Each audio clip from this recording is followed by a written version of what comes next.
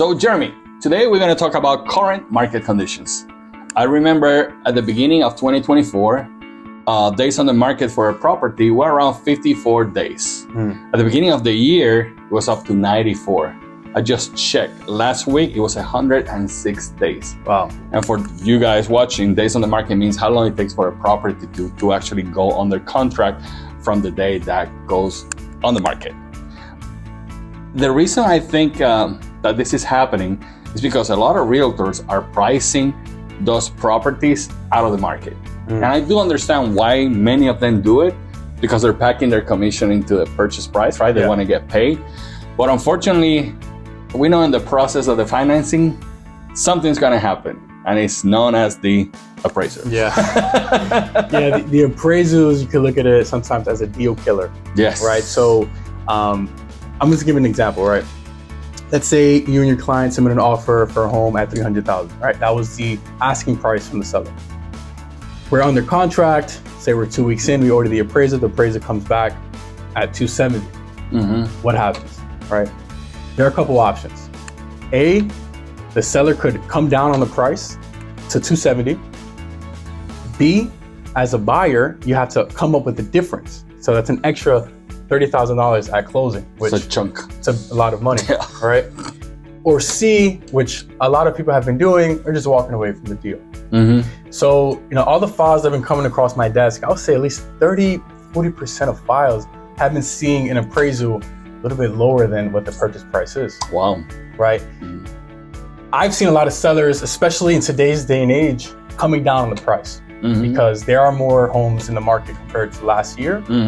And again, we have to see what's the urgency of the seller wanting to get rid of their home. So a lot of times they don't want to wait that whole process of waiting for someone to submit an offer, getting under contract. That's a whole, 30, 40 days in itself alone. Correct. So if they're under contract already and they're going to maybe shave off 5, 10, 15,000 on the price, sometimes they'll probably just do that, just to get rid of the home. Yeah, it's extremely important for all the realtors out there. And a lot of times happens because maybe you're new as a realtor or you don't have, lack of training per se. But when you are trying to determine the value of a property, you need to look at the history, what has sold. And a lot of times you see realtors using what's active. There's no story there. Because a house could be worth $400,000, and just because the seller wants to sell it for $500,000, you go and price it. No, the history is on what sold. That's what already went through an appraisal. That's the same thing that the appraiser is going to be looking at when he's doing his job, to determine the value of that property. And we as realtors have to be very honest and straightforward with sellers. I remember once I had a seller that his house was worth like $340. It's like, well, I thought it was like $525. That's what I was thinking about putting my house on the market. It's okay. What makes your house worth more than $100K than all of this that sold recently?